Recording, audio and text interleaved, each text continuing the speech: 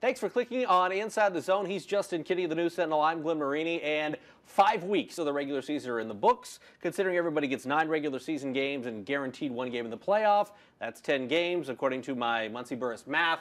We're 50% of the way here, if you look at it that way. So no better time than to talk mid-season awards than now. And I was looking at your notes briefly. And criticizing them. Which I will do now on camera. Before the show, we have a lot of different takes, I think, on these awards. So let's get started off with Player of the Year. Who right now is your MVP in the area? My MVP is Amon Clark for Bishop DeWanger. You know, he was tremendous against both Homestead and Northside. Both sides of the ball, too. He's run for over 500 yards, 5 touchdowns, had that great interception in the end zone to kill a drive for Homestead. And that win for the Saints. And to me, I mean, he's not very big. He's not very physically intimidating, but the kid is tough as nails, two-way player. I just don't know where that Bishop DeWanger offense is without a consistent running threat in Amon Clark. They're 4-1 right now. He's my MVP right now.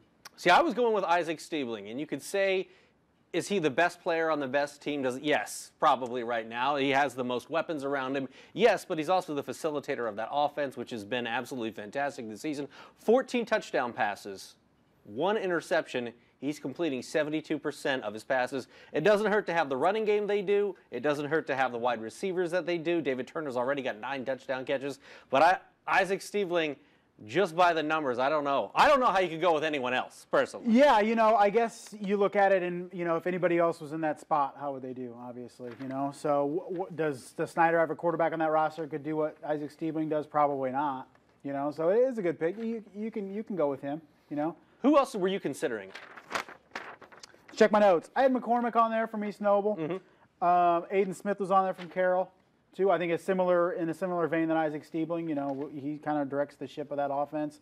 Mitchell Van Brocklin, runner-up, but, you know, Jack Rhodes has been so solid for Woodland. I don't want to take anything away from what Van Brocklin does, but it just seems like even if he wasn't there, I mean, Woodland's maybe 4-1 at worst. Right. You know, so. Well, that's true. They've got some good games left still on the schedule. I had, in my list, I had Aiden Smith as well. I had Austin Mack, because I think we've seen without Austin Mack and without Noah Wazinski, sometimes they're going to struggle offensively. They have to change a lot of things. So just a pure talent standpoint, I don't know that anybody's got what Austin Mack has.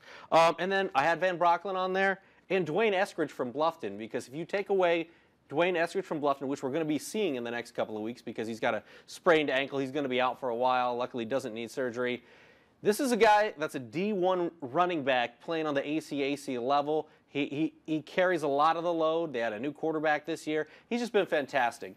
What did I have him down for? 830 yards rushing already this season. Yeah. I just think you take him away, you're not that scared of Bluffton, perhaps. No, but you expected a couple weeks ago in Woodland, when they played Woodland, to at least put something up with a healthy Eskridge. They didn't.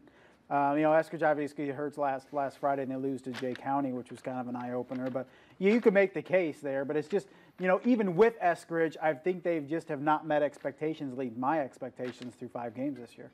You know who I didn't have on my list? Amon Clark. It was kind of an outside-the-box kind of, I'm just going through. I'm like, yeah, I could pick Stiebling, I could pick Smith, but it was kind of like, Amon Clark, watching him against Homestead, and then just how he just beat up, Northside in that game too. I mean, and the kid is just, he's tiny dude, man. One thing we didn't say anybody from Leo. They've been really, Craig Kloffenstein's obviously been good, but they've gotten it done with Tyler Hensingworth, a bunch of different guys, the Bonner kid. They've had guys step up every Friday night. That's what's so, amazing about Leo is just they keep doing it with a bunch of guys that you're kind of like, they're good players, they're good athletes, but, they're out wowing you.